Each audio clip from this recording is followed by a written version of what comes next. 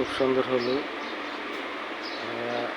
এটা হলো গিয়া ইন্ডিয়ান হিরট, এটা ইন্ডিয়ান হিরট, এটা গুইমারা হলুদ, এটা খাগড়াছড়ি গুইমারা, এটা খাগড়াছড়ি গুইমারা। খুব সুন্দর হলুদ। দর্শক, আমি চলে আসলাম কুমিল্লা বাণিজ্যালয় শ্যামবাজার। রোজ সোমবার 8ই জুন।